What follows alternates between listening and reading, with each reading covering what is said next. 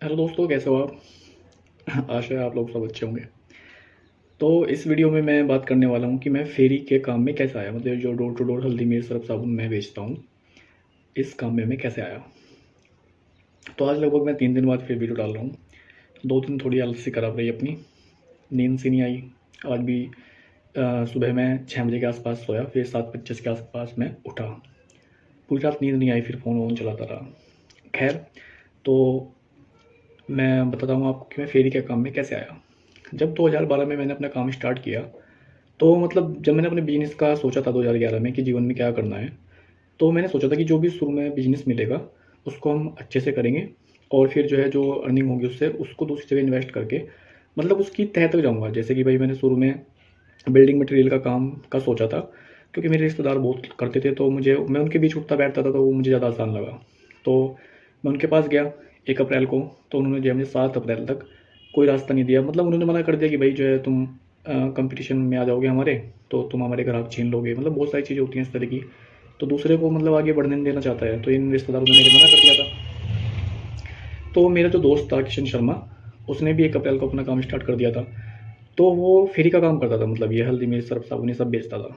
तो 1 हफ्ते बाद वो मुझे मिला, तो उसने पूछा कि तेरा काम कैसा चल रहा है। तो मैंने कहा कि यार कुछ भी नहीं हो रहा और कोई रास्ता ही नहीं दे रहा। तो उसने बोला कि मेरे काम में आ जा, और मैं जो है रोज़ के 300-400 रुपये आराम से कमा लेता हूँ, और मैं 3-4 हज़ार रुपये अब तक कमा चुका हूँ मैं। तो अब क्या हुआ, बिल्डिंग मटेरियल का जब वो मुझे 1 हफ्ते तक घुमाए रखे हुए, तो मैं उनके पास गया था, तो कोई रास्ता नहीं दिया। फिर मैं सोचा कि यार तू खुद ही ट्राई करके देख इस चीज़ को। तो मैं एक तो साइड पे गया जहाँ पे मतलब मकान बन रहे होते हैं, तो मैंने मकान के ओनर से बात करी कि भई आपको रेत की ज़रूरत है क्या? उसने बोला हाँ, रेत की ज़रूरत है। तो उसने बोला आपके पास गंगा का रेत है जमुना का?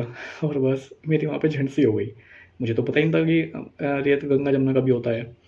और जो है मैं तो बस वहाँ से सोच रहा था कि बच के भागने की सोच रहा था कि मतलब यार अब क्या करूँ? मतलब बेइज़्ज़ती सी महसूस हो गई, बहुत ही मैं शर्मीला सा हो गया कि समझ में नहीं आ रहा कि इसका क्या जवाब दूँ। बिज़नेस करने के लिए आ गया, अता-पता कुछ है नहीं।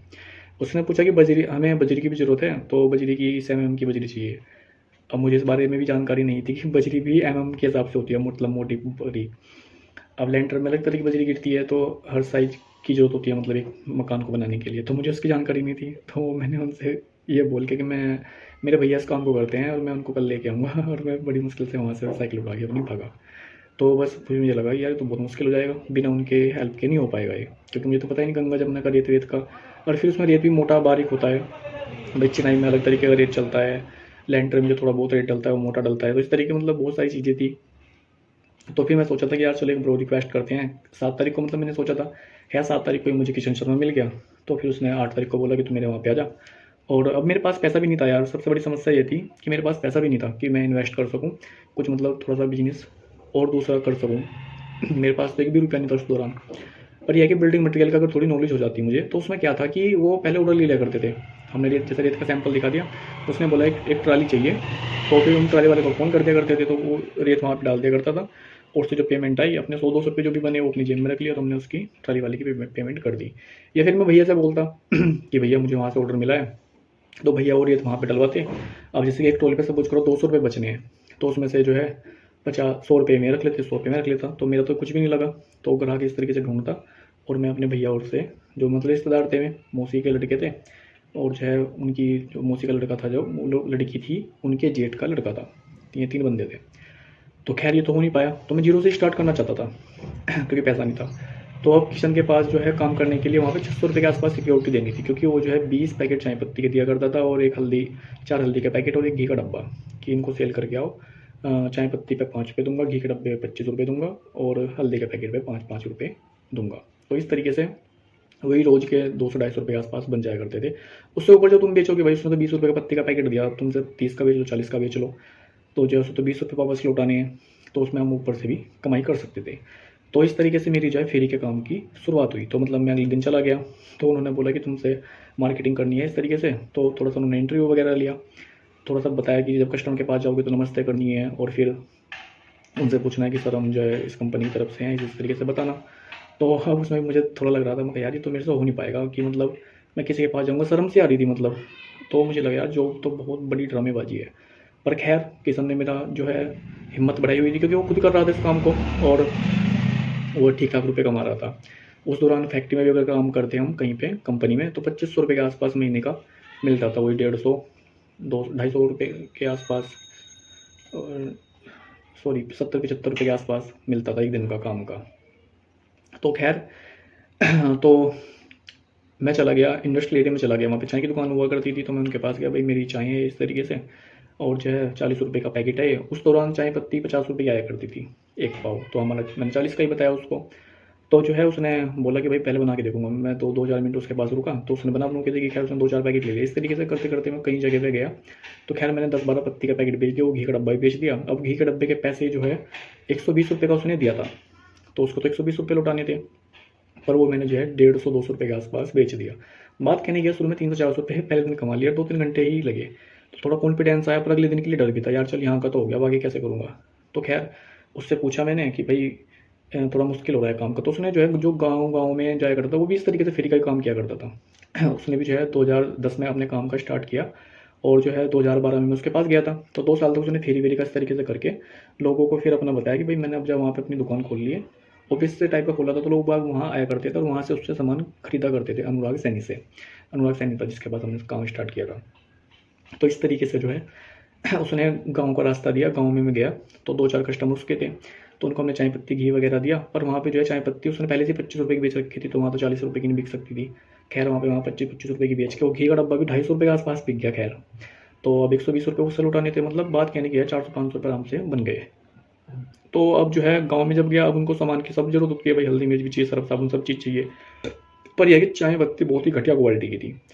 थोड़े दिन मतलब दिहाड़ी तो बना सकते थे, पर दोबारा से कस्टमर के पास जाना इम्पॉसिबल था, क्योंकि दो सुना था वो कि चाय पत्ती में तेरी बदबू आ रही है, मतलब पता नहीं क्या घटिया क्वालिटी की चाय पत्ती थी। हल्दी में भी उसने जो है चावल मिलवाया हुआ था, मतलब वो हमें जो है मात्र 60 रुपये किलो में हल्दी दिया करता था, जबकि शायद से साबुत की हल्दी 80 रुपये के आसपास आया करती थी। तो इस तरीके से बहुत ही घटिया क्वालिटी का माल था, तो उसके सारे तो मतलब बिजनेस आगे नहीं खड़ा हो सकता था। तो खैर वहीं से जो है अब किशन ने बताया कि अब किशन जो है मतलब जो ऐसे ही गाँव में जाया करता था, भाई उसने भी अपने कस्टमर दिए हुए थे कि अनुराग सैनी ने, तो वे सरफ भी लिया करते थे उससे। तो जो है उसने किशन ने बोला कि सरफ का पैकेट भी ले ले, 17 रुपये का ही, और जो है 30 रुपये तक आराम से बिक जाता है, और 5-7 पैकेट आराम से बिक जाते हैं। तो मुझे लगा कि हाँ ये बात सही है, तो सरफ लिया। अब सरफ बहुत अच्छी क्वालिटी का था, यहाँ से अपने फेरी के काम में इस्टेब्लिश होने की शुरुआत हुई, मतलब सरफ के सहारे में रुका। तो इस तरीके से करते करते जो है मैं सरफ बेचने लग गया, 10-12 पैकेट आराम से बिक जाया करते थे। तो थोड़ा क्या है दोस्तों, मेरी आदत शुरू से यही है कि मैं हर काम को आसान बनाने की कोशिश करता हूँ। जैसे मैं कुछ काम कर रहा हूँ, तो उसमें थोड़ा सा देखता हूँ कि इसको काम को थोड़ा आसान कैसे बनाया जा सकता है। तो अब जैसे गाँव में जाया करता था, अब मैंने हफ्ते का हिसाब बनाया कि इस गाँव में एक हफ्ते में आएंगे, अगले दिन दूसरे गाँव जाएंगे, अगले दिन उस गाँव में, तो एक हफ्ते में लोगों का सामान खत्म हो जाएगा लोगों के पास। तो इस तरीके से जो है मैं अब हफ्ते के हफ्ते तो जाना ही था, तो मैं कस्टमर से बोल दिया करता था कि भाई जो तुम्हें जो नया कस्टमर बनता था कि आप पे 10-20 रुपये जो भी हैं आप मुझे पैसे दे दो, और मेरा उधार ले लो, ये चीज़ अच्छी नहीं लगेगी आप मेरा खुला पैकेट वापस कर देना। तो इस तरीके से करते करते करते लोग जुड़ते चले गए और विश्वास बनता चला गया, क्योंकि सरफ बहुत अच्छी क्वालिटी का था। 2011 में वो फैक्ट्री लगी थी यहाँ पे, और जो है यहाँ सातरा दिल्ली की कंपनी थी वो, तो यहाँ पे उस जो है उसने हमारी रुड़की शहर में फैक्ट्री लगाई थी, तो अच्छी क्वालिटी का उसका सरफ था। तो इस तरीके से करते करते कस्टमर जुड़ते चले गए। अब कस्टमर जो है उनको सरसों का तेल भी चाहिए था, भाई हल्दी मिर्च वगैरह सर्फ साबुन सब चीज़ चाहिए था, तो वो बोलते थे कि तेल भी है तेरे पास। तो मैं ऐसा बोलता था कि भाई मेरे पास तेल तो है नहीं, फिर मैं मार्केट से आज खत्म हो गया मेरे पास तेल, अगले दिन लेके आ जाऊँगा मैं, तो अगले दिन उनके पास तेल भी दे दिया करता था। तो हल्दी मिर्च में फिर मैंने जो है पता किया कि ये कहाँ से मिलती हैं साबुत, उनको पिसवा लेते हैं। भाई जब कस्टमर पैसे देने के लिए तैयार है तो हम अच्छी क्वालिटी का माल क्यों नहीं बेच रहे हैं, जब तो हमारे चैन सिस्टम बनेगा, लोग जुड़ते चले जाएंगे। तो इस तरीके से करते करते मैंने फिर हल्दी मिर्च अपने आप पिसवानी शुरू कर दी, और इस तरीके से फिर मैंने और किशन ने बनाया कि भाई 2 साल तक हम ये काम करेंगे, हम भी इस तरीके से कस्टमर जोड़ेंगे, और फिर हम अपना जो है कहीं पे एक शॉप ले लेंगे सस्ती सी किराए पे, और वहाँ पे ऑफिस टाइप का बना देंगे, मतलब एड्रेस हो जाएगा कि भाई जैसे कस्टमर होगा हम उनसे बोल देंगे अगर आपको सभी सामान चाहिए वहाँ से आप ले सकते हैं। तो इस तरीके से करते करते ये प्लानिंग हुई थी। और फिर बाद में हमें एक एजेंसी लेनी थी, हमें घी की, एक मधुसूदन घी आता है उसका, अब दूध भी आता है, तो उसकी एजेंसी के लिए हम घूमे फिरे भी। खैर उसकी एजेंसी पहले से रुड़की में थी, उसकी सेटिंग नहीं बन पाई, तो मतलब इरादा ये था कि एक एजेंसी ले लेंगे। अब एजेंसी तो जो है वो ब्रांड होता है, उसका तो माल बेचने में आसानी रहती है, उसमें मार्जिन जरूर कम होता है, पर वो बिकता है, मतलब एक कंपनी से भाई पहले से लोग जुड़े हुए होते हैं। तो अब जैसे कि सपोज करो हमने घड़ी का सरफ ले लिया, अब घड़ी के तो कस्टमर पहले से ही है, अब मैंने यहाँ पर सपोज करो उसकी एजेंसी अगर नहीं है, मैंने एजेंसी ले ली, तो उसके तो टीम ऐड आता है, तुरंत बिक जाएगा। तो इस तरीके से सोचा था कि फिर जो है जब एजेंसी आ जाएगी तो फिर पैसा अच्छा बनना शुरू हो जाएगा, फिर 2 एजेंसी ले लेंगे, फिर 4 एजेंसी ले लेंगे, फिर उसमें से ही किसी प्रोडक्ट की फैक्ट्री लगा लेंगे, और फैक्ट्री लगा के फिर जो है जिस चीज़ से वो कच्चा माल तैयार होता होगा उसकी भी फैक्ट्री लगा लेंगे। इस तरीके से करते करते करते मतलब बहुत वही टाटा बिरला वाला हिसाब अपना सोचा था कि फिर वो बड़े बिजनेसमैन बन जाएंगे, मतलब हज़ारों करोड़ रुपए कंपनी खड़ी हो जाएगी अपनी।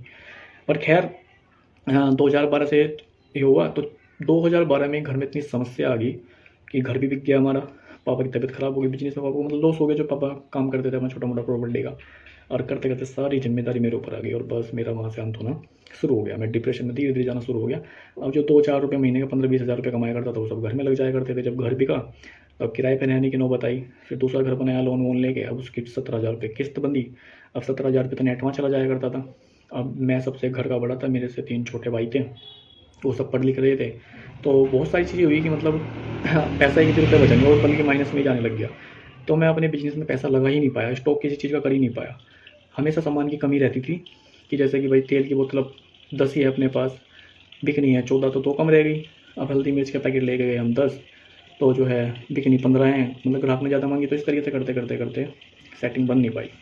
तो फिर फेरी में ही मैं उलझा रह गया, क्योंकि पैसे नहीं थे आगे इन्वेस्ट करने के लिए। तो और फिर जो है किशन ने संन्यास ले लिया 2014 के आसपास, तो उसने बिजनेस सब बंद कर दिया, तो मैं अकेला रह गया। तो इस तरीके से अब जैसे तैसे करके मैंने जब काम करता रहा, 2017 आया, तो फिर मैंने सरफ का खुद मैन्युफैक्चर करने का इरादा किया। तो खैर मैंने वो भी, ये एक लंबी कहानी है, मतलब कि सरफ का बिजनेस मैंने कैसे स्टार्ट किया, इसके लिए मैं एक अलग से वीडियो बनाऊंगा। 2017 में मैंने अपना खुद का सरफ बनाया, वाइट प्लस के नाम से ब्रांड अपना पन्नी वन्नी छपा के अपना बनाना स्टार्ट कर दिया। तो इस तरीके से करते करते फिर वही, अब कंपनी चलाने के लिए तो यार लाखों रुपये चाहिए अपने पास, तो रुपये बिन था, चवन्नी बिन थी। अब वहाँ से जो है केमिकल, सीमित मात्रा में केमिकल आता था, भाई 10-20 हज़ार रुपये केमिकल ले आए। अब मतलब दुकानों को भी सप्लाई करता था मैं सर। अब ऐसे वहाँ पे मतलब पूर्ति नहीं हो पाती थी माल की, इस तरीके से करते बहुत लोग जुड़ गए थे मेरे से, 8-10 लोग मुझसे जुड़ गए थे। अब मैं उनकी माल की पूर्ति नहीं कर पा रहा था, रोज़ 50 किलो उनको सरफ चाहिए था, मेरे पास इतना रुपया नहीं था, क्योंकि सारा घर में खर्च हो जाया करता था। सरफ का काम करने के लिए मैंने पर्सनल लोन लिया था, उसकी 13-14 हज़ार रुपये के आसपास किस्त थी। फिर एक स्कूटी ख़राब हुई थी मेरी, तो स्कूटी भी किस्त पे ली थी, 3,000 रुपये उसकी किस्त थी। बात कहने क्या, 31,000 रुपये महीना मेरी किस्त बन गई। अब कमाई हुई 30-40 हज़ार रुपये, 50 हज़ार के आसपास कमा लिया करता था, तो कुछ भी नहीं बच पाया, क्योंकि तो उधार भी देना पड़ता था। 8-10 लाख रुपये उधार में फंस गया था उस दौरान, क्योंकि जो भी कस्टमर जुड़ता था यार 500-700 को तो आराम से उधार कर लिया करता था। अब एक कस्टमर 500 का उधार लेगा तो 100 कस्टमर, जाहिर सी बात है 5,000 50,000 का उधार ले लेंगे। तो इस तरीके से अगर मैं 10-20 गाँव में जाऊँगा तो 5-7 लाख रुपये बन गए। तो इस तरीके से जो है मैं मतलब अपने रास्ते से भटक गया 2014 के बाद ना, घर की ये परिस्थिति देख के, और मुझे पता नहीं लगा कि मैं बिजनेस किस पर्पज़ से करने के लिए आया था, मुझे क्या करना है जीवन में क्या नहीं, सब कुछ भटक गया। अब 2017 में होश भी आई थी, तो फिर जो है मेरी हालत बहुत ख़राब हो गई, डिप्रेशन में बहुत चला गया। उस दौरान से मैं ज़्यादा डिप्रेशन में, वैसे 2017 से तो संन्यास लेने का भी इरादा कर लिया था अपना, क्योंकि मैं बहुत तंगी में आ गया था। दिल की धड़कन बढ़ने लग गई थी, रोना आता था जरा जरा सी बात पे। खैर इसके बारे में भी एक अलग से वीडियो बनाऊंगा। तो इस तरीके से करते करते फिर 2020 में जब मेरा लोन ख़त्म हुआ, मेरे पे मात्र किस्त बची 17,000 रुपये, और वहाँ से मैंने फिर दोबारा से पैसा जोड़ना स्टार्ट किया, और पैसा जोड़ के मैंने 18 लाख रुपये के आसपास मैंने जोड़ लिया था। मेरी इनकम भी लाख रुपये से ऊपर क्रॉस कर गई थी उस दौरान, क्योंकि अब किस्तें नहीं जाती थी, वो पैसा जो है काम में लग जाया करता था, कमेटी वमेटी डाल लिया करता था, पैसा इकट्ठा जाया करता था। और बस जो प्लॉट में मैं काम किया करता था किराए पे लिया होता सरफ के काम के लिए। पहले काम अपने घर में किया करता था, तो 2019 में भाई की शादी हुई, तो फिर वो किराए पे लेना पड़ा एक प्लॉट। तो वो टीन सेट मैंने खुद के पैसे से डलवाई थी, 1,17,000 रुपये में उस दौरान खर्चा आया था। तो उससे 5 साल की बात हुई थी, तो मैं सोचा था कि 5 साल तक इस प्लॉट में काम कर लेंगे, और फिर जो है इतना पैसा और इकट्ठा हो जाएगा। 18 लाख जैसे कि मैंने आपको बताया, जहाँ 50 लाख रुपये मेरे पास होता, मैं फिर फैक्ट्री के लिए ज़मीन खरीद लेता, और उस पर टीन साइड वगैरह गिर के फिर एक बड़े स्तर पे काम करने का सोचता कि भाई पूरे ज़िले में माल बेचें अपना, फिर दूसरे ज़िले में जाएँ, जैसे मैं हरिद्वार ज़िले से हूँ फिर कानपुर ज़िले में जाते। तो इस हिसाब से मैं फैक्ट्री का सोचा था, पर खैर उसने प्लॉट 1.5 साल बाद ही खाली करवा लिया अपना, और बस वहाँ से फिर दोबारा से अपना अंत होना शुरू हो गया। और तब से लेके आज तक 2024 तक मैं उसको झेल नहीं पा रहा हूँ। फिर मेरे पापा ने बोला, उसके जस्ट ही बगल में एक प्लॉट मिल रहा था कि इस प्लॉट को खरीद लो, ये टीन सेट इसके ऊपर हो जाएगा। वो टीन सेट उसके ऊपर डाला, उस टीन सेट को डालने में 3 महीने लग गए, बरसात का टाइम था, मिस्त्री नहीं मिला था, बहुत सारी चीज़ें हुई। अब माल का स्टॉक सिर्फ मैंने 1.5 महीने का बनाया था। अब किस्तें जो हैं, जो कमेटी वमेटी डाल रखी थी उस टाइम 50-60 हज़ार रुपये के आसपास किस्त जाया करती थी। करते करते करते सारा जो स्टॉक था वो भी वहाँ लग गया, और पैसा एक भी रुपया नहीं बचा, और बस तबीयत ख़राब होनी शुरू हो गई। फिर जो है ब्याज ब्याज में पैसे लेने शुरू कर दिए, क्योंकि मैंने एक और प्लॉट खरीद लिया था, वो सड़क पे मिल रहा था, सस्ता मिल रहा था।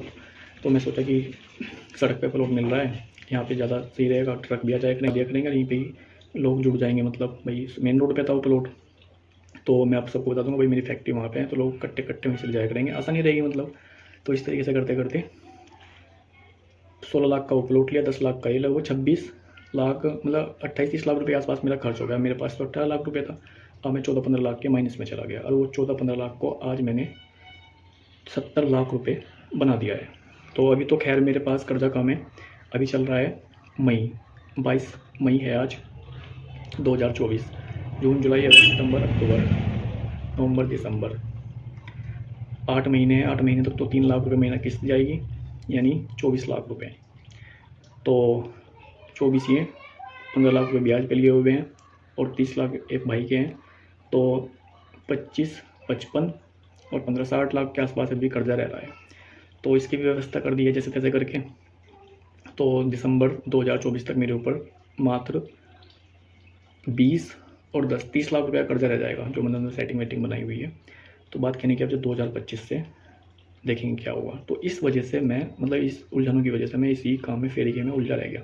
तो फैमिली की वजह से कि भाई सारा कमाना मुझे पड़ता था, घर में किस्त विस्त नहीं पड़ती थी, और फिर जो सरफ का काम किया, ये प्लॉट अगर ना छूटता हो गोदाम तो आज फैक्ट्री लग गई होगी, क्योंकि 18 लाख रुपये मैंने इन्वेस्ट करके एक जगह, उन 18 लाख के 1.5 साल में 50 लाख रुपये बनना था, वो मुझे तुरंत वहाँ से निकालना पड़ा, और जल्दबाजी हो गई मेरे से, वो दूसरा प्लॉट भी ले लिया मैंने। दिमाग ने मतलब काम नहीं किया, जब वो समय ख़राब आता है तो ऐसे ही होता है। तो इस तरीके से अपना होना शुरू हो गया। पर खैर इस 10-12 सालों में मैंने बहुत कुछ सीखा, 2012 से लेकर अब तक। अपने पढ़ाई का पता लगा, पैसे का मैनेजमेंट का पता लगा, तो बहुत सारी चीज़ों का हुआ। तो अब तेज़ी से उभरेंगे। तो अब तो खैर हालत में थोड़ा बहुत सुधार है, अब सिर में दर्द नहीं होता है, यानी जब मैं ऐसा करता था सिर में बहुत दर्द हुआ करता था। दवाइयाँ भी ऐसे मैंने छोड़ दिया, कुछ ही दवाइयाँ चल रही हैं डिप्रेशन की, और नशे का भी थोड़ा सा जो है कम कर दिया है, धीरे धीरे करके वो सब छूट जाएगा। और यह क्या उम्मीद है, कॉन्फिडेंस है अपने अंदर, एक्सपीरियंस है काम को नए सिरे से करने का। तो अब देखते हैं क्या होगा। तो मतलब बात कहने की बिजनेस इस वजह से नहीं बढ़ पाया। बिजनेस में मतलब इन्वेस्ट करना होता है। अब पता लगा 50,000 तुम कमाते हो, खर्चे तुम्हारे 50,000 से भी ज़्यादा है। तो अगर तुम 50 कमाते हो तो 20-25 हज़ार का भी अगर खर्चा होगा तो 20-25 हज़ार उसमें इन्वेस्ट होगा। जैसे सर्फ का स्टॉक रखूँ मैं, हल्दी मिर्च सर्फ साबुन तेल का स्टॉक रखूँ तो ज़्यादा कस्टमर को माल दे पाऊँगा, तो ज़्यादा इनकम होगी। मतलब जितना पैसा बिजनेस में लगेगा वो पैसे से ही पैसा कमा के देगा। तो अब इनकम जो है 50,000 रुपये रह गई, कहाँ तो मैं 2 लाख रुपये पर मंथ तक पहुँच गया था। तो इस वजह से जो है मैं फेरी में ही उलझा रह गया, क्योंकि पैसों का मैनेजमेंट नहीं बन पाया। खर्चे इतने ज़्यादा थे सिर्फ। खैर अब खर्चों को मैनेज कर दिया है, अब सब खर्चे फैमिली में बांट दिए गए हैं। सिर्फ मैं मकान की किस्त देता हूँ, लगभग 15-16 हज़ार रुपये के आसपास जाती है बस। एक पर्सनल लोन लिया हुआ है, 6,000 रुपये उसकी किस्त जाती है, तो पर्सनल लोन तो जल्दी खत्म हो जाएगा, लगभग 13-14 किस्त रह गई है। तो फिर लाइफ टाइम मेरे पे चलेगा खर्चा मकान की किस्त का। और मकान की किस्त जब तक देगी जब मैं इस घर में रहूँगा, जब इस घर को छोड़ दूँगा तो मकान की किस्त फिर मैं नहीं दूँगा। मतलब ये 3 भाई हैं, कोशिश करूँगा ये तीनों भाई आपस में मैनेज करें। तो बात कहने की है कि अभी 2 साल के आसपास समय लगेगा। और सोशल मीडिया पे जैसे कि मैं अब जब एनिमल्स का रेस्क्यू करता हूँ, तो इंस्टाग्राम पे मैंने वीडियो डालता हूँ मैं, वहाँ पे मेरे 3,000 फॉलो हो गए हैं। और यूट्यूब पे मैंने चैनल बनाया हुआ है एनिमल्स केयर एंड एड के नाम से, वहाँ पे मेरे 3500 सब्सक्राइबर हैं। तो वहाँ से इनकम आना स्टार्ट हो जाए तो उम्मीद है मतलब 2-3 महीने में वहाँ से इनकम आना स्टार्ट हो जाए। 10-20 हज़ार का महीना भी अगर आएगा तो जल्दी हो जाएगा ये सब। तो खैर देखते हैं, मिलते हैं अगली वीडियो में। लिखो क्या 10 के लगा ले, 10 के चले देखो ना। तो बर्थडे तेरा बर्थडे है?